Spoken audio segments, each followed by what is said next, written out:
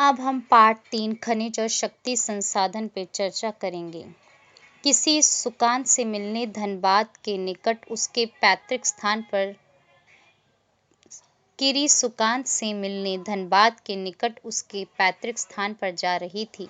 किरी विशाल काले क्षेत्र को देखकर आश्चर्यचकित थी। एक सुकांत, यह स्थान इतना काला और धूल भरा क्यों है? उसने पूछा। यह कोयला खदान के निकट होने के कारण है। क्या आप वहां ट्रकों को देख रही हो? ये सभी खनिज कोयले को ले जा रहे हैं। सुकांत ने उत्तर दिया। खनिज क्या है? किरी पूछती है। सुकांत कहता है, क्या आपने कभी नानबाई को बिस्कुट बनाते हुए देखा है? उसमें आटा, दूध, चीनी और कभी-कभी अंडे को भी मिलाया जाता है। जब आप पके हुए बिस्कुट खाते हैं तो क्या आप इनके अवयवों को पृथक रूप में देख सकते हैं? जिस प्रकार बिस्कुट में मिली हुई कई वस्तुओं को आप नहीं देख सकती हैं, उसी प्रकार इस पृथ्वी पर चट्टानों में कई पदार्थ मिले होते हैं जो खनिज कहलाते हैं। ये खनिज पृथ्वी की चट्टान पटी पर सभी जगह फैले हुए हैं। प्राकृतिक रूप से प्राप्त होने वाला पदार्थ जिसका सुनिश्चित रासायनिक संगठन हो, वह एक खनिज है। खनिज सभी स्थानों पर समान रूप से वितरित नहीं हैं। वे किसी विशेष क्षेत्र में या शैल समूहों में संकेंद्रित हैं। कुछ खनिज ऐसे क्षेत्रों में पाए जाते हैं जो आसानी से अभिगम्य नहीं हैं, जैसे आर्कटिक महासागर, संस्तर और अंटार्कटिका।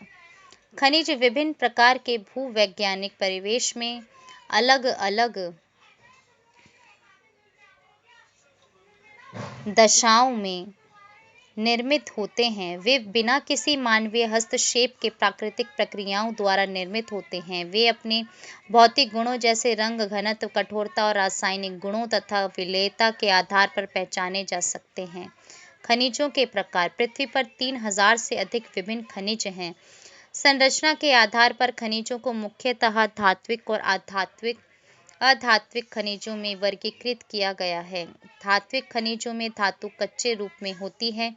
धातुएं कठोर पदार्थ हैं जो ऊष्मा और विद्युत को संचालित करती हैं और जिनमें द्युति या चमक की विशेषता होती है।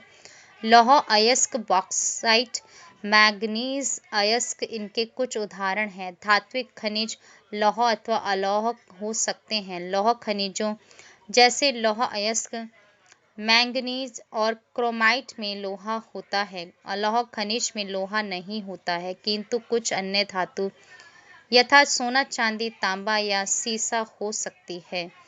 अधात्विक खनिजों में धातुएं नहीं होती हैं। चूना पत्थर, अभ्रक और जिप्सम इन खनिजों के उदाहरण हैं। खनिज ईंधन जैसे कोयला और पेट्रोलियम भी अधात्विक खनिज हैं। खनिजों को खनन, प्रवेधन या अखनन द्वारा निष्कर्षित किया जा सकता है।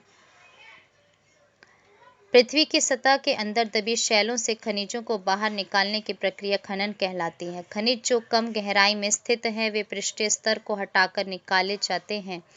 इसे विवृत खनन कहते हैं। गहन वेधन, जिन्हें कूपक कहते हैं, अधिक गहराई में स्थित खनिज निक्षेपों तक पहुंचने के लिए बनाए जाते हैं। इसे कूपकी खनन कहते हैं। पेट्रोलियम और प्राकृतिक गैस धरातल के बहुत नीचे पाए जाते हैं। उन्हें बाहर निकालने के लिए गहन कूपों की खुदाई की जाती है। इसे प्रवेधन कहते हैं। सतह के निकट स्थित खनिजों को जिस प्रक्रिया द्वारा आसानी से खोदकर निकाला जाता है, उसे आखनन कहते हैं। खनिजों का वितरण। खनिज विभिन्न प्रकार की शैलों में पाए जाते हैं। कुछ आग्नेय शैलों में पाए जाते हैं, कुछ कायांतरित शैलों में, जबकि अन्य अवसादी शैलों में पाए जाते हैं। धात्विक खनिज आग्नेय और कायांतरित शैल समूहों जिनसे विशाल पठारों का निर्माण होता है में पाए जाते हैं। उत्तरी स्वीडन में लौह अयस्क, ऑन्टेरियो कनाडा में तांबा और निकेल के निक्षेप, दक्षिण अफ्रीका में लोहा, निकेल, क्रोमाइट और प्लैटिनम आग्नेय और कायांतरित शैलों में पाए जाने वाले खनिजों के उदाहरण हैं। मैदानों और नवीन वलित पर्वतों के अवसादी शैल समूहों में अधात्विक खनिज जैसे चूना पत्थर पाए जाते हैं। फ्रांस के कॉकेशस प्रदेश के चूना पत्थर निक्षेप, जॉर्जिया और यूक्रेन के मैंगनीज निक्षेप और अल्जीरिया के फॉस्फेट संस्तर इसके कुछ उदाहरण हैं। खनिज ईंधन जैसे कोयला और पेट्रोलियम भी अवसादी स्तर में पाए जाते हैं। एशिया, चीन और भारत के पास विशाल लौह अयस्क निक्षेप हैं। यह महाद्वीप विश्व का आधे से अधिक टीन उत्पादन करता है। चीन, मलेशिया और इंडोनेशिया विश्व के अग्रणी टिन उत्पादकों में हैं।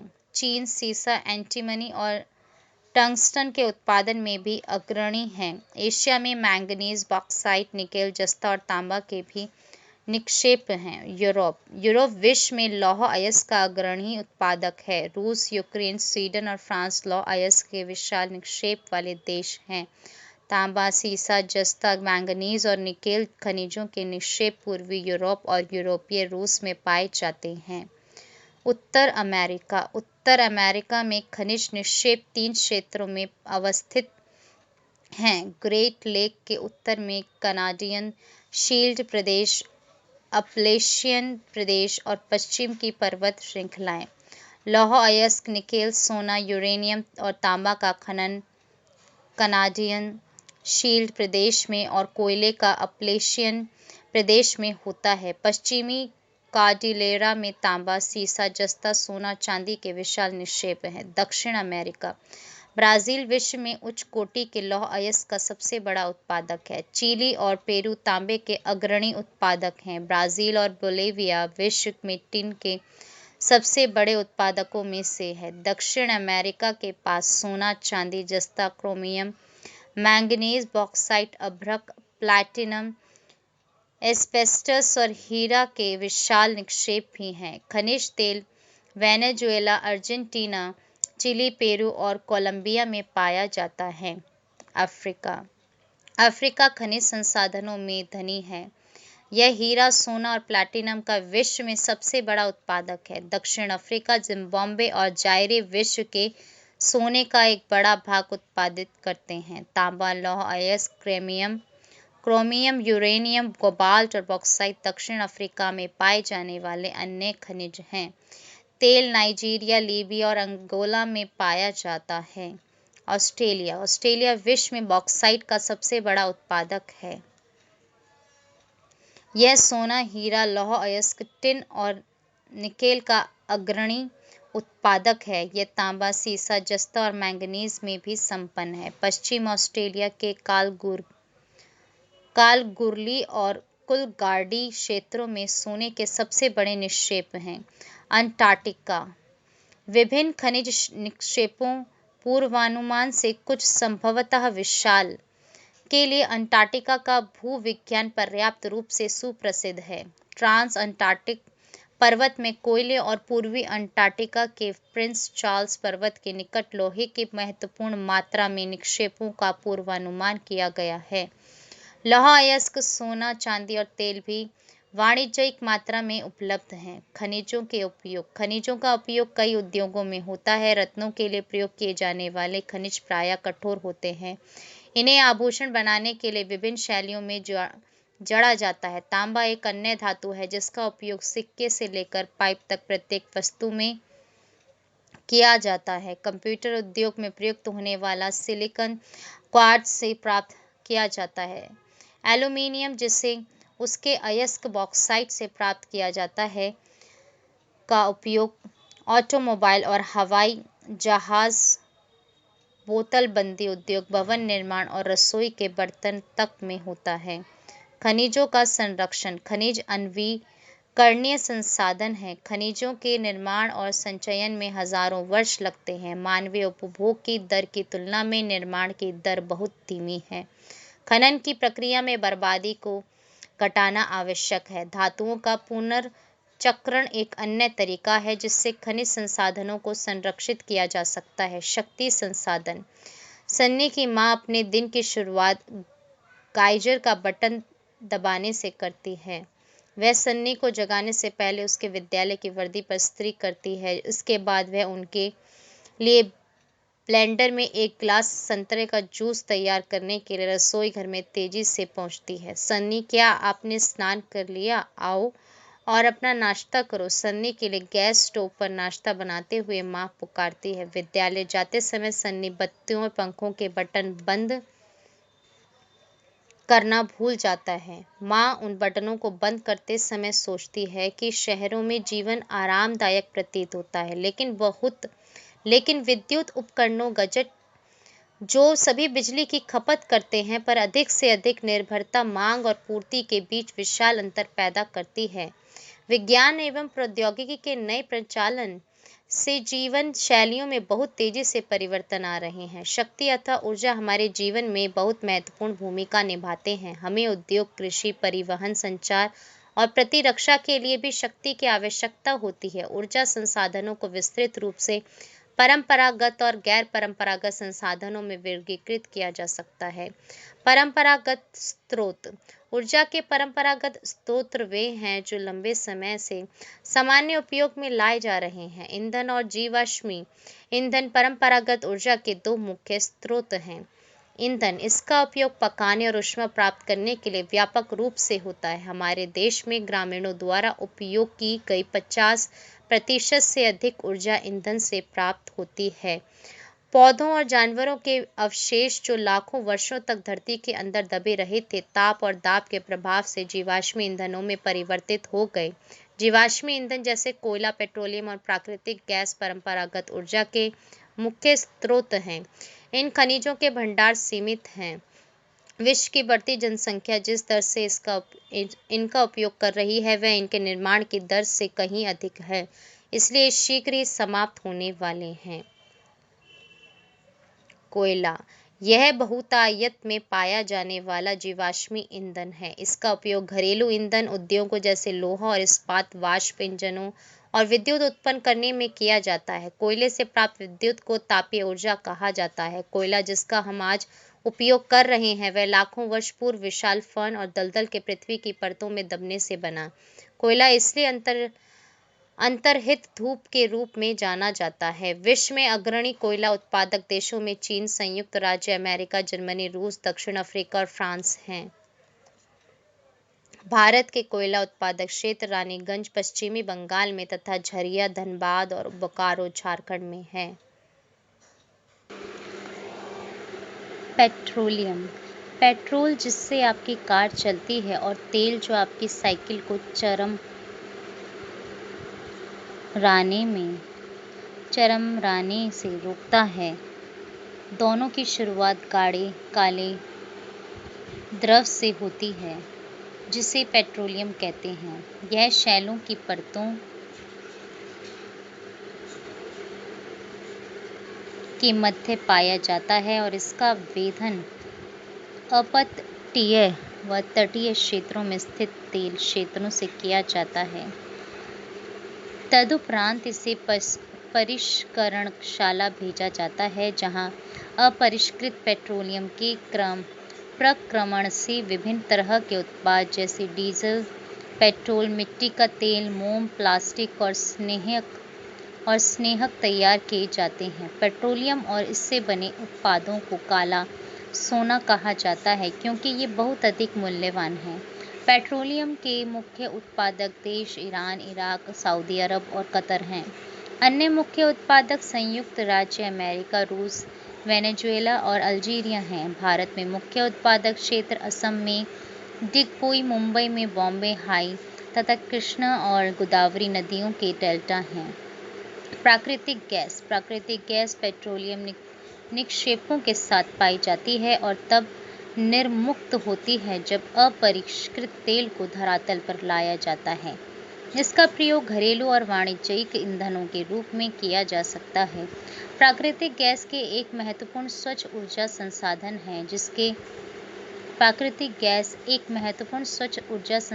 है जिसके विविध उपयोग हैं। इसका उपयोग शक्ति के क्षेत्र में विद्युत पैदा करने के लिए, उद्योगों में तापन के लिए, रासायनिक, पेट्रो रसायन और उर्वरक उद्योगों में कच्चे माल के रूप में, परिवहन ईंधन के रूप में और कोकन ईंधन के रूप में किया जाता है। विश्व स्तर पर संयुक्त राज्य अमेरिका, रूस, ईरान, कतर, चीन, कनाडा और ऑस्ट्रेलिया, यूके और नीदरलैंड प्राकृतिक गैस के प्रमुख उत्पादक हैं। भारत में प्रमुख प्राकृतिक गैस भंडार Mumbai High, Krishna Godavari basin, Cambay basin, Tripura और असम में स्थित हैं। जीवाश्म ईंधन की हमारी खपत में तेज वृद्धि के कारण चिंताजनक दर से तेल निचय का ह्रास हुआ है। इन ईंधनों के जलने से निकलने वाले विषैले प्रदूषक भी चिंता का विषय हैं। प्राकृतिक गैस प्रचुर मात्रा में है और सबसे स्वच्छ जलने वाली हाइड्रोकार्बन है, जो विद्युत पैदा करने के लिए जलाए जाने पर लगभग कार्बन डाइऑक्साइड का आधा और कोयले के वायु प्रदूषकों का 10वां हिस्सा पैदा करती है। प्राकृतिक गैस ऊर्जा के नवीकरणीय या गैर परंपरागत स्रोतों को जीवाश्म ईंधन के स्वच्छ विकल्प के रूप में समर्थन देने में मदद कर सकती है। प्राकृतिक गैस के उपयोग से जीवाश्म ईंधन से स्वच्छ ऊर्जा स्रोतों तक जाने की यात्रा को पार करने में मदद मिल सकती है। जल विद्युत बांधों में वर्षा जल अथवा नदी जल ऊंचाई से गिराने के लिए संग्रहित किया जाता है। बांध के अंदर से पाइप के द्वारा बहता जल बांध के नीचे स्थित टरबाइन के ऊपर गिरता है। घूमते हुए ब्लेड जनरेटर को विद्युत के लिए घुमाते हैं। यह जल विद्युत कहलाती है। विद्युत उत्पन्न करने के बाद जो जल बहता है उसका उपयोग कृषि में किया जाता है। विश्व की ऊर्जा का 1/4 हिस्सा जल विद्युत से उत्पन्न होता है। विश्व में जल विद्युत के अग्रणी उत्पादक देश पराग्वे, नॉर्वे, ब्राजील और चीन है। भारत में कुछ महत्वपूर्ण जल विद्युत केंद्र भाखड़ा, नंगल, गांधीनगर, नागार्जुन सागर और दामोदर नदी घाटी परियोजनाएं हैं। ऊर्जा के गैर परंपरागत स्रोत जीवाश्मी ईंधनों के बढ़ते उपयोग से ऊर्जा के गैर परंपरागत स्रोत का अभाव उत्पन्न हो रहा है। ऐसा अनुमान किया जाता है कि यदि वर्तमान दर से इनका उपभोग लगातार होता रहा तो इन ईंधनों के भंडार समाप्त हो जाएंगे। इसके अतिरिक्त इनका उपयोग पर्यावरणीय प्रदूषण भी पैदा करता है। इसलिए गैर परंपरागत स्रोत जैसे सौर ऊर्जा, पवन ऊर्जा, ज्वारीय ऊर्जा जो कि नवीकरणीय हैं, के उपयोग की आवश्यकता है। सौर ऊर्जा सूर्य की ऊष्मा और प्रकाश ऊर्जा हमारे द्वारा प्रतिदिन अनुभव की जा सकती है। सूर्य से प्राप्त सौर ऊर्जा सौर सेलों में विद्युत उत्पन्न करने के लिए प्रयोग की जा सकती है। इनमें से कई सेलों को सौर पैनलों से तापन व प्रकाश के लिए शक्ति उत्पन्न करने के लिए जोड़ा जाता है। धूप की प्रचुरता वाले उष्ण कटिबंधीय देशों के लिए सौर ऊर्जा के उपयोग की प्रौद्योगिकी बहुत लाभदायक है। सौर ऊर्जा उपयोग का सौर तापक और सौर कुकर, सोलर ड्रायर के साथ साथ समुदाय को रोशनी देने और यातायात संकेतों में भी होता है। पवन ऊर्जा का एक अक्षमाप्य स्रोत है। पवन चक्कियों का उपयोग अनाजों को पीसने और जल निकालने के लिए चिरकाल से चला आ रहा है। वर्तमान पवन चक्कियों में तीव्र गति से चलती हवाएं पवन चक्की को घुमाती हैं, जो विद्युत उत्पादन करने के लिए जनरेटर से जुड़ी होती हैं। पवन चक्कियों के समूह से युक्त पवन फॉर्म्स तटीय क्षेत्रों और पर्वत घाटियों में जहां प्रबल और लगातार हवाएं चलती हैं वहां स्थित हैं।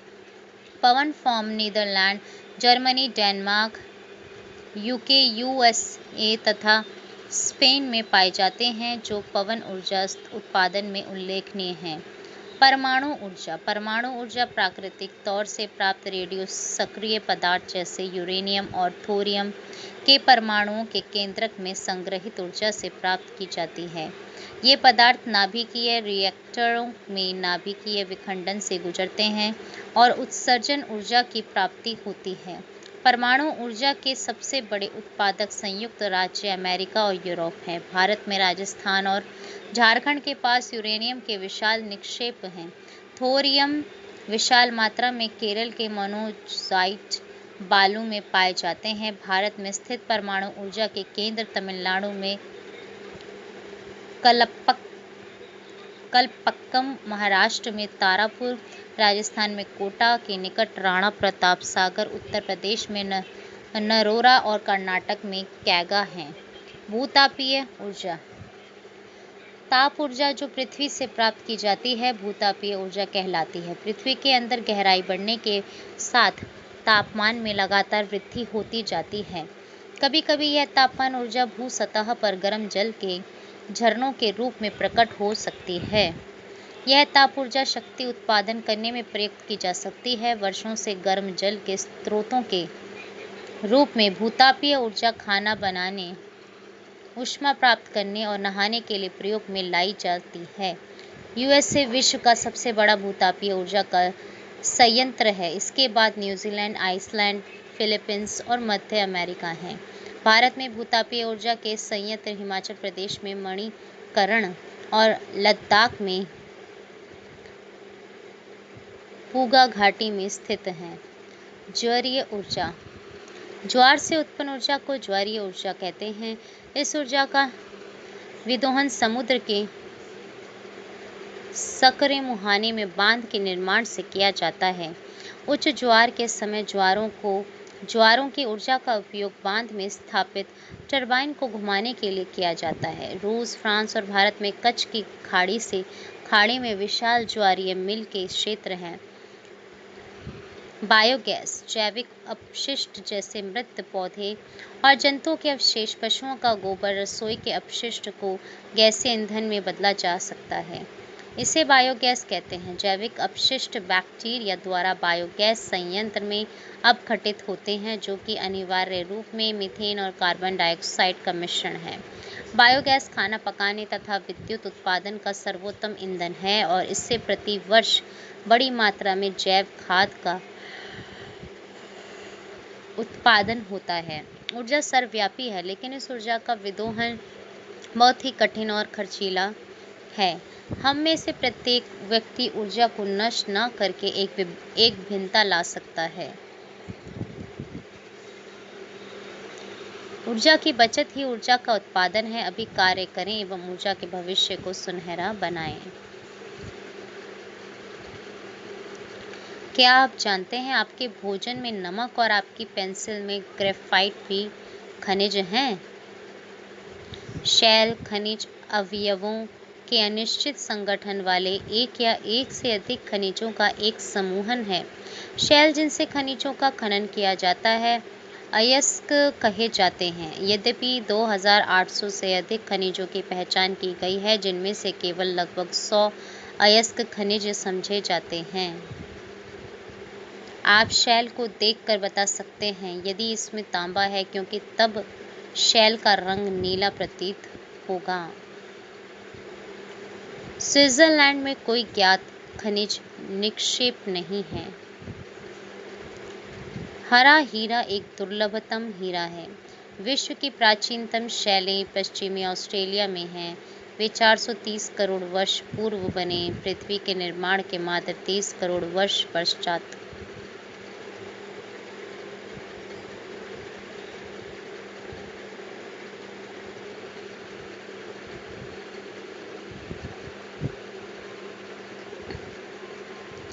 संपीड़ित प्राकृतिक गैस सीएनजी एक प्रचलित पर्यावरण हितैषी ऑटोमोबाइल ईंधन है, क्योंकि यह पेट्रोलियम और डीजल की तुलना में कम प्रदूषण करती है।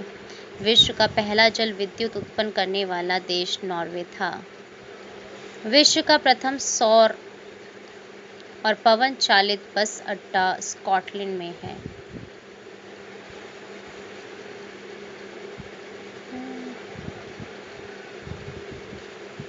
विश्व का पहला ज्वारीय ऊर्जा स्टेशन फ्रांस में बनाया गया था। पेट्रोलियम शब्द लैटिन के शब्दों पैट्रा अर्थ शैल, ओलियम अर्थ तेल से लिया गया है, इसलिए पेट्रोलियम का अर्थ शैल तेल है।